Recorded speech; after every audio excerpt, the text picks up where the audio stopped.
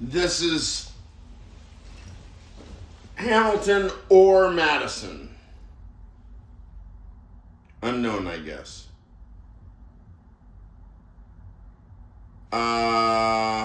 Federalist 51. The structure of the government must furnish the proper checks and balances between the different departments. From the New York Packet. Friday, February 8th, 1788. To the people of the state. Now, keep in mind that we've just reviewed, I have just orationed, I have just oratoried for you Federalist 10 in toto. Now I'm doing 51. To the people of the state of New York, to what expedient then shall we finally resort for maintaining in practice the necessary partition of power among the several departments as laid down in the Constitution? Question mark. The only answer that can be given is that as all these exterior provisions are found to be inadequate, the defect must be supplied by so contriving the interior structure of the government as that its several constituent parts may, by their mutual relations, be the means of keeping each other in their proper places. Without presuming to undertake a full development of this important idea, I will hazard a few general observations which may perhaps place it in a clearer light and enable us to form a more correct judgment of the principles and structure of the government planned by the convention. In order to lay a due foundation for that separate and distinct exercise of the different powers of government, which to a certain extent is admitted on all hands to be essential to the preservation of liberty, it is evident that each department should have a will of its own, and consequently should be so constituted that the members of each should have as little agency as possible in the appointment of the members of the others. Were this principle rigorously adhered to, it would require that all the appointments for the supreme executive, legislative, and judiciary magistracies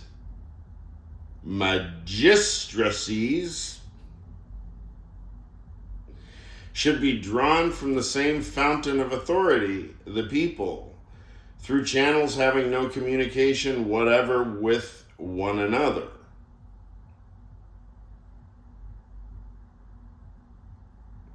Perhaps such a plan of constructing the several departments would be less difficult in practice than it may in contemplation appear. Some difficulties, however, and some additional expense would attend the execution of it. Some deviations, therefore, from the principle must be admitted. In the constitution of the Judiciary Department in particular, it might be inexpedient to insist rigorously on the principle as follows. First, because peculiar qualifications being essential in the members, the primary consideration ought to be to select that mode of choice which best secures these qualifications.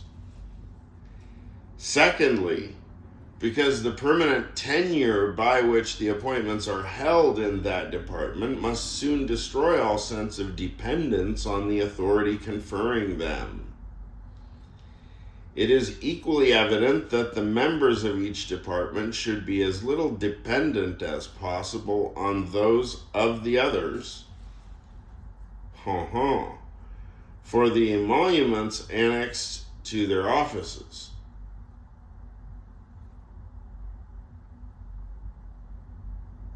Were the executive magistrate or the judges not independent of the legislature in this particular,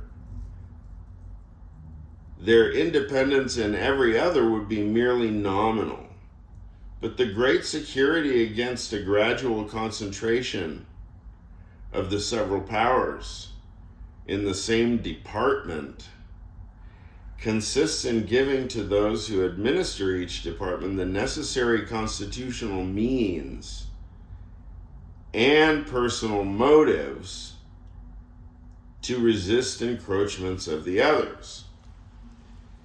The provision for defense must in this, as in all other cases, be made commensurate to the danger of attack.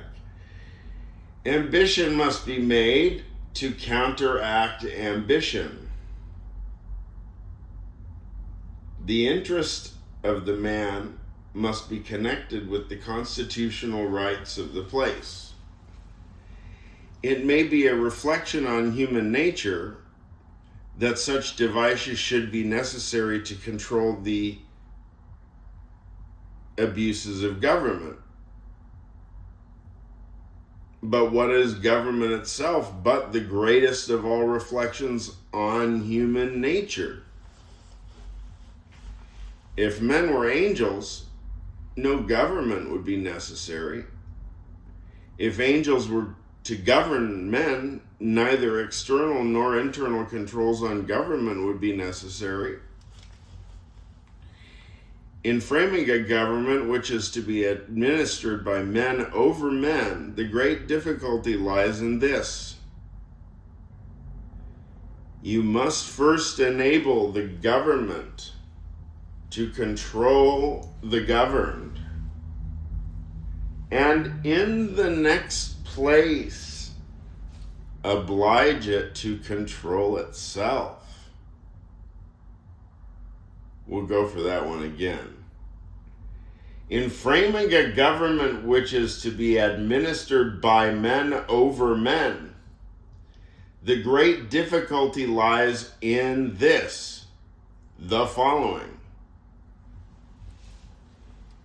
You must first enable the government to control the governed, and in the next place, oblige it to control itself.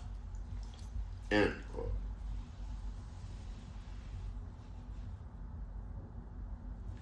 A dependence on the people is, no doubt, the primary control on the government.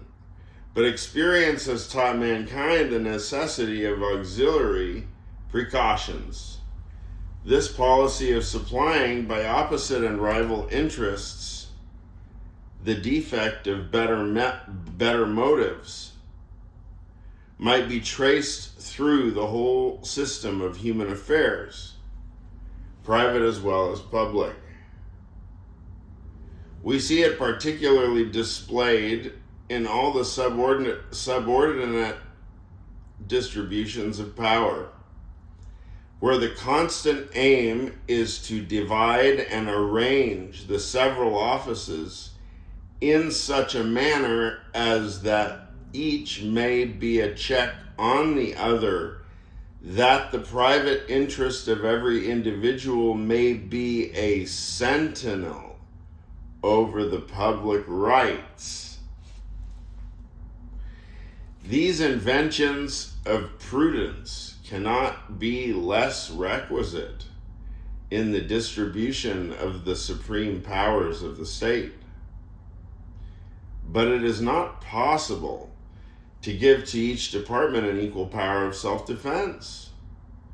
In Republican government, the legislative authority necessarily predominates.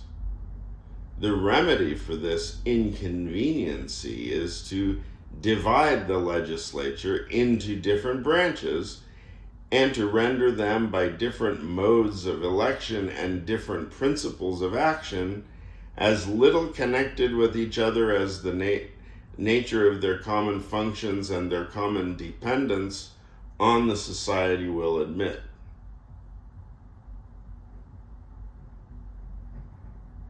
It may even be necessary to guard against dangerous encroachments by still further precautions, as the weight of the legislative authority requires that it should be thus divided.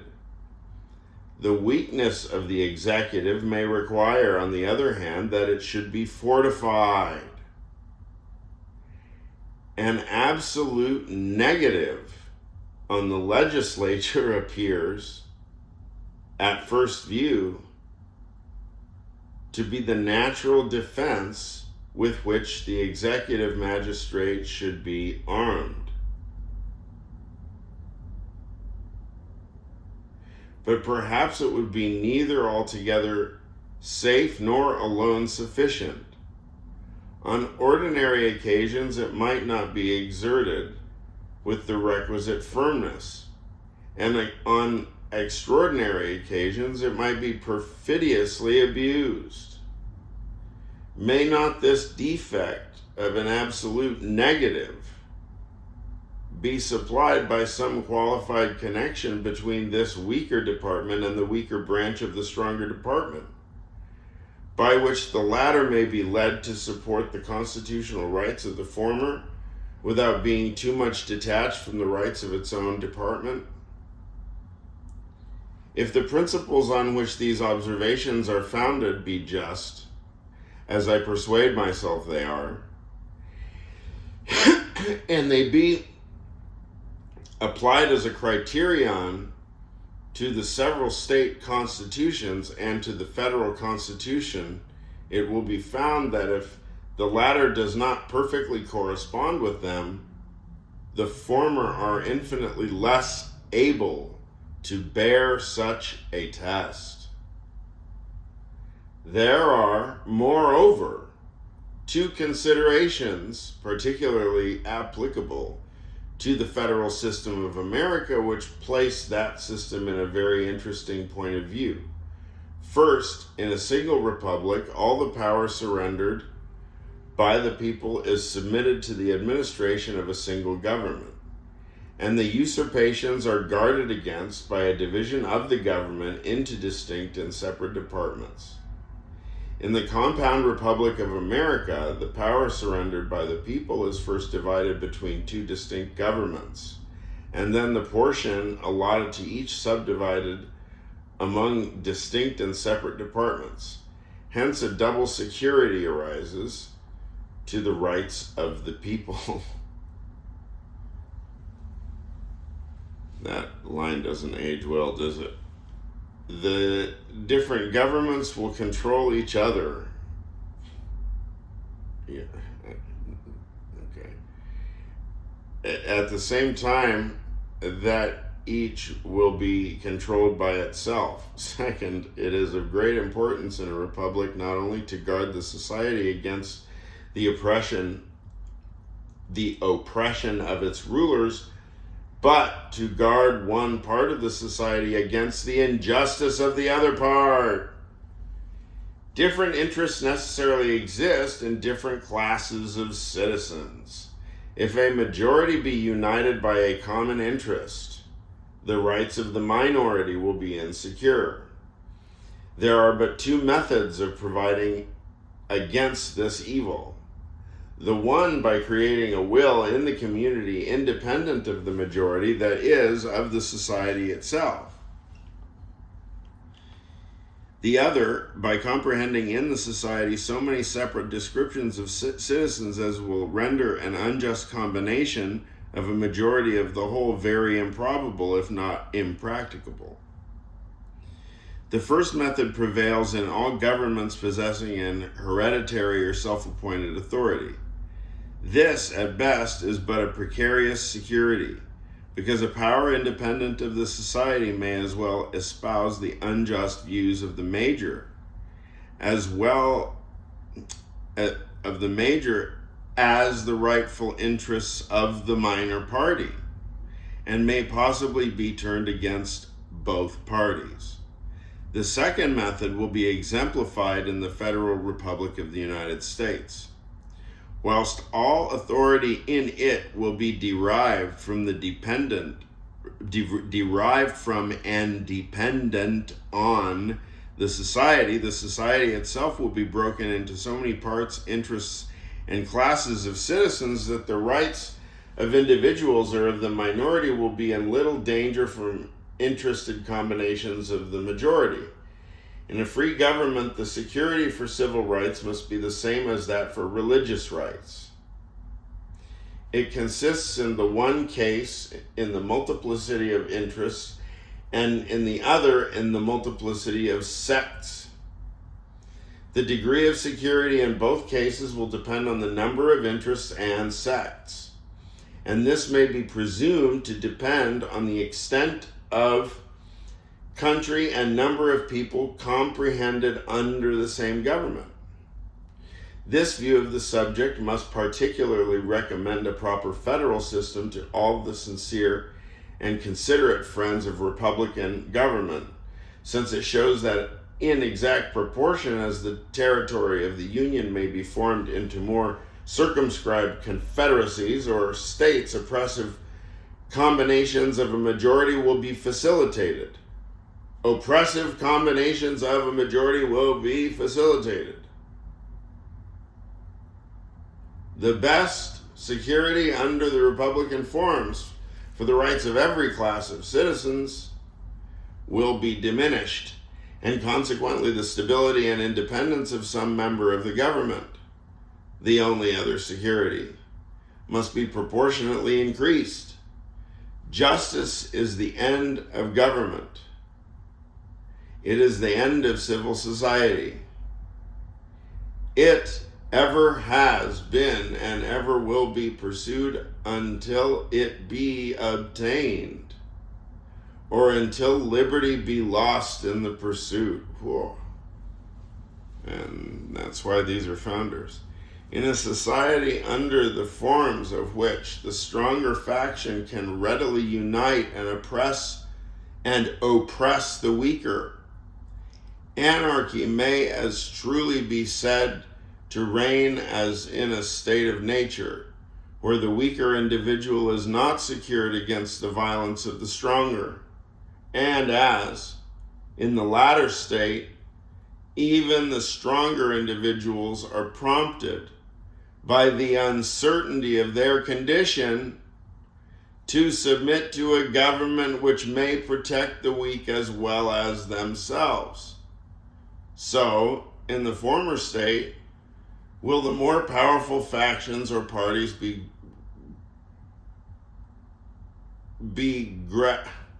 gradually induced by a like motive to wish for a government which will protect all parties.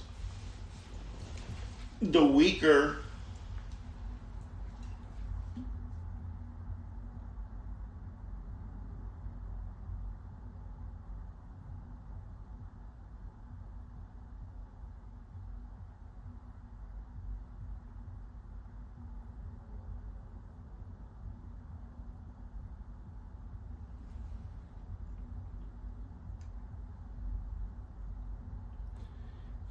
as well as the more powerful.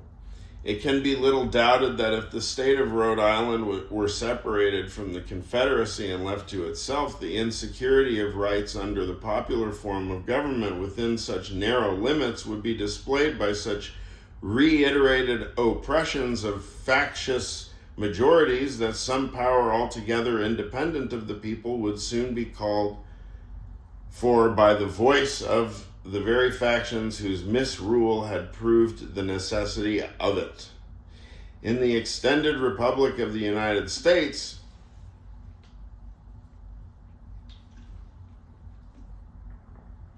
and among the great variety of interest parties and sects which it embraces, a coalition of a majority of the whole society could seldom take place on any other principles than those of justice and the general good. whilst there being thus less danger to a minor from the will of a major party, there must be less pretext also to provide for the security of the former by introducing into the government a will not dependent on the latter, or in other words, a will independent of the society itself. It is no less certain than it is important, notwithstanding the contrary opinions which have been entertained, that the larger the society, provided it lie within a practical sphere, the more duly capable it will be of self-government. And happily for the Republican cause, the practicable sphere may be carried to a very great extent by a judicious modification and mixture of the federal principle, in capital letters, the federal principle.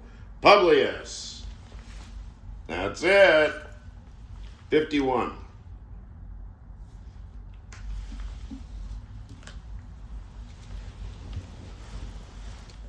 We never read the Federalist in school once.